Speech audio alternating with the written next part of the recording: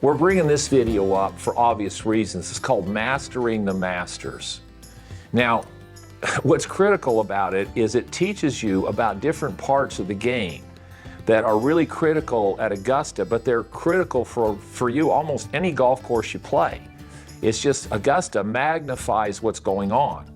So watching this helps you understand how to read greens, how to play uneven lies, how to hit the ball in different positions, how to chip and putt, the different options you have when you chip and putt.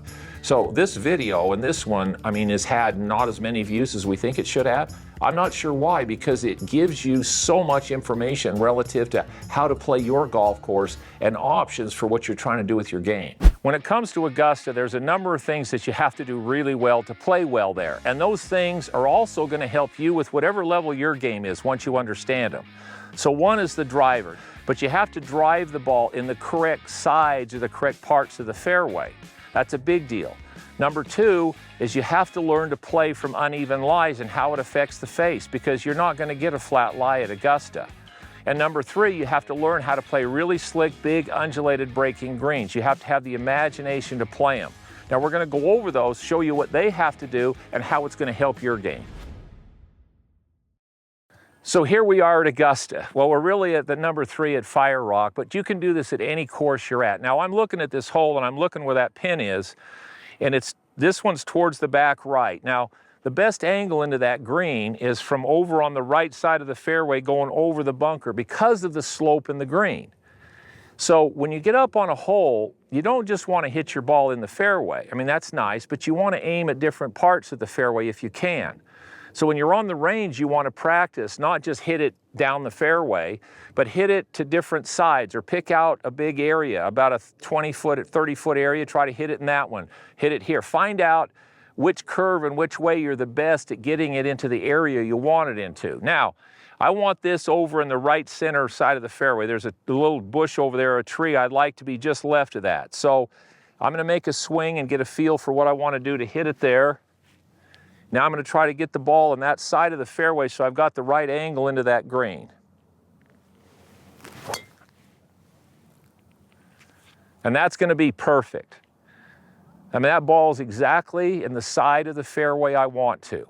So with your driver, you want to make sure that you start aiming it. This is a placement club. Yeah, you want to hit it far, but you want to place it. And at Augusta, they have to be really good at placing this in the right areas. And if you watch them when they miss, they'll miss on sides of the fairway or in the trees where they still have a chance to get it on the green and get it up somewhere near the hole.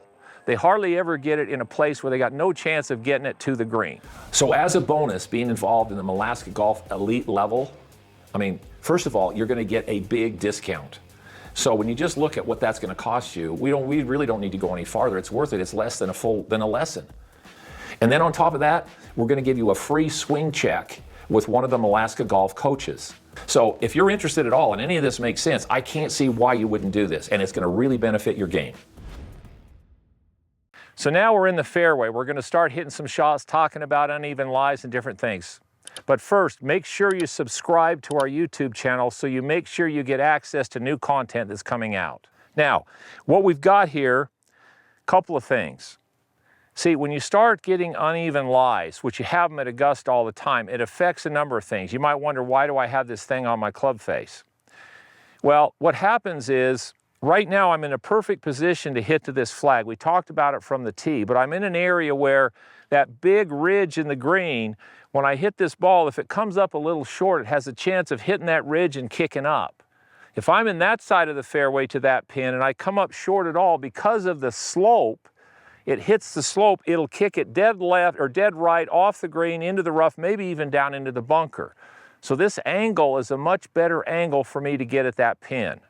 So first, now I've got the right angle. Now, I've got my distance. It's 130 yards. I've got a club that I normally hit. Now, right here, I've got a fairly flat lie. So when I set this club down and you look at the launch angle, that's what this is doing off the face. So if I turn this way so you can see it in this camera, when I set the club down, you see the angle that sticks on. Now on a flat lie, that's the launch angle that the ball comes off the face. So that's my normal setup, that's my launch angle. So on this shot, on a flat lie, I can hit this and I can expect this club to go the same distance it would on the range. So I take this off. I'm a pretty flat lie, so I just got to make sure I have the right club. I set up to it and I'm just going to make a swing. See where that one ends up. So that carried right up on top, so that's perfect. So it went the right distance. Now here's what's interesting.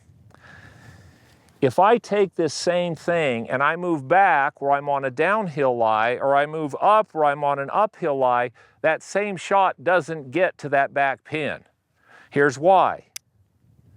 If I go back and it's a downhill lie, here's what it does to the launch angle. You see what just happened to that club face? So now the ball's going much lower. If I go forward and I'm on an upslope, what does that do? Hits the ball in the air more, so it doesn't go as far.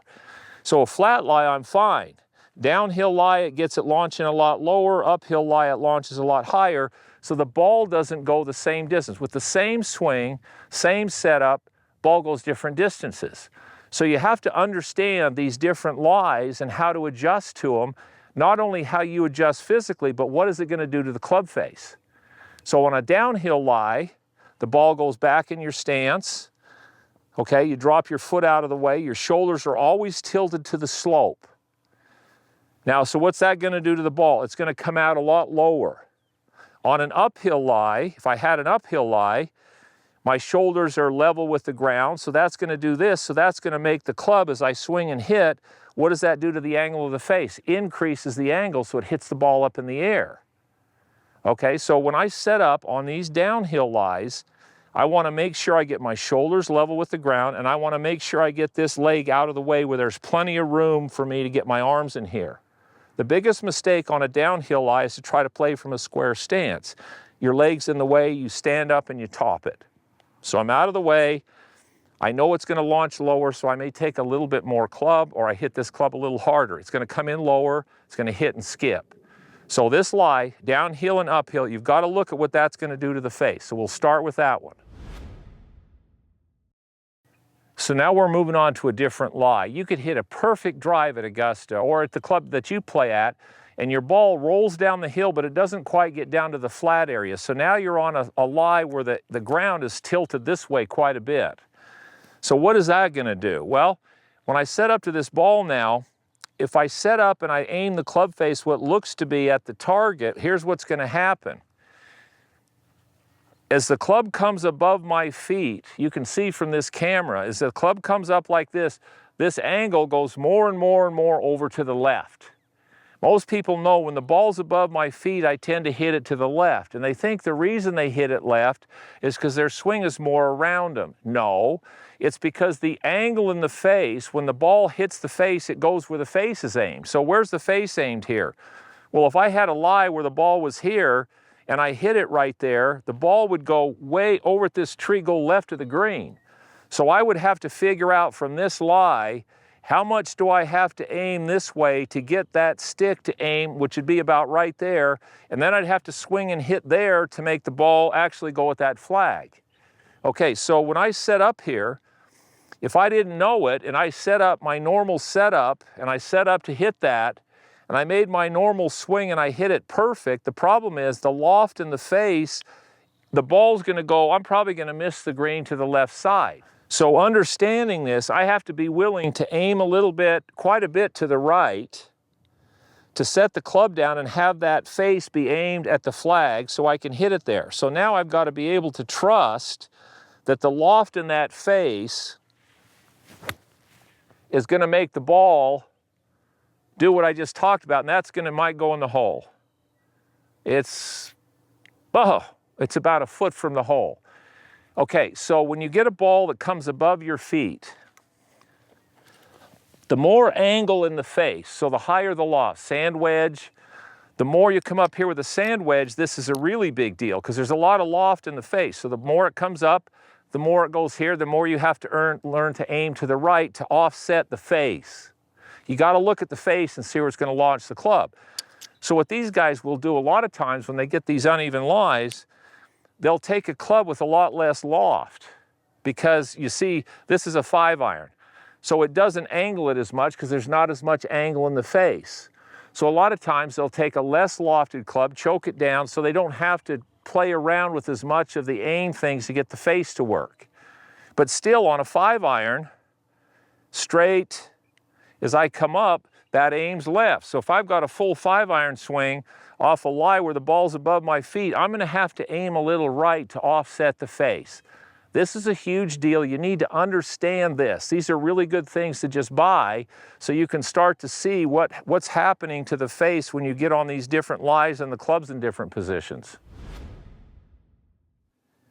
All right, here we are at Augusta. Now, again, I'm at Fire Rock here. This green is would be almost a flat green for Augusta. But what we've got here is it looks like it doesn't have much break, but there's this great big heel here. If I try to putt straight at that hole, I'm gonna keep missing low. And at Augusta, the greens are so fast, if there's any pace and it misses low, it'll run clear off the green to the front edge of the green, maybe even into the bunker. So how do I figure out how to get it close to that hole where it has a chance, but it doesn't run off the green? Well, you have to start to use your eyes and you have to spend time practicing to see what they call the fall line. Now, what is the fall line? If I come up here to this ball and I stand here, okay, if I drop a ball right here, when it goes down, it's going right straight at that cup. See, so that's called the fall line. So this line right here, I have to get that ball somehow to come onto and come down on that line to get close to that hole. So it has to die onto this line. I have to hit it up here and die it down onto this line because that's going to go straight into the hole. So once you know the fall line, now you have a picture for where the ball has to be coming down to go into the hole. So now what these guys do is they come back here, they get behind the ball and they start looking. So how far do I have to start it up here to die it down on that fall line to get it close to the hole?